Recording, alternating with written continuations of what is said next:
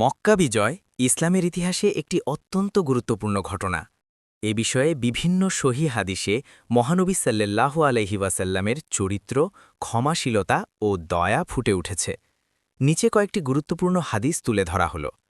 হাদিস হজরত আবু হুরায়রা রাদিয়াল্লাহু আনহু থেকে বর্ণিত, রাসূলুল্লাহ সাল্লাল্লাহু আলাইহি ওয়াসাল্লাম মক্কা বিজয়ের দিন কুরাইশদের বললেন, তোমরা কি ধারণা করো আমি তোমাদের সাথে কি আচরণ করব?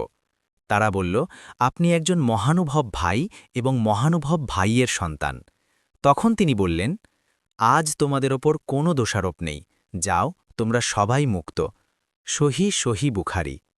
হাদিস হজরত আনাস ইবনে মালিক রাদিয়াল্লাহু আনহু থেকে বর্ণিত, মক্কা বিজয়ের দিন নবী সাল্লাল্লাহু আলাইহি ওয়াসাল্লাম এতটাই বিনয়ী ছিলেন যে তার মাথা নিচু ছিল, এমনকি তার দাড়ি উটের পিঠে স্পর্শ করছিল।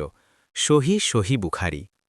হাদিস হজরত ইবনে আব্বাস রাদিয়াল্লাহু আনহু থেকে বর্ণিত, রাসূলুল্লাহ সাল্লাল্লাহু আলাইহি ওয়াসাল্লাম বললেন, যে ব্যক্তি আবু সুফিয়ানের ঘরে প্রবেশ করবে সে নিরাপদ, যে নিজের ঘরে অবস্থান করবে সে নিরাপদ, যে কাবা ঘরে প্রবেশ করবে সে নিরাপদ। সহি মুসলিম।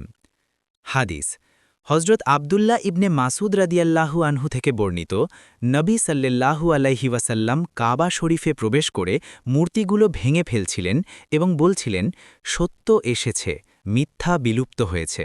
সহি বুখারী। মক্কা বিজয়ের হাদিসগুলো থেকে আমরা পাই ক্ষমাশীলতা ও দয়ার শিক্ষা, বিনয় ও নম্রতা, শান্তি প্রতিষ্ঠার নীতি, সত্যের বিজয়।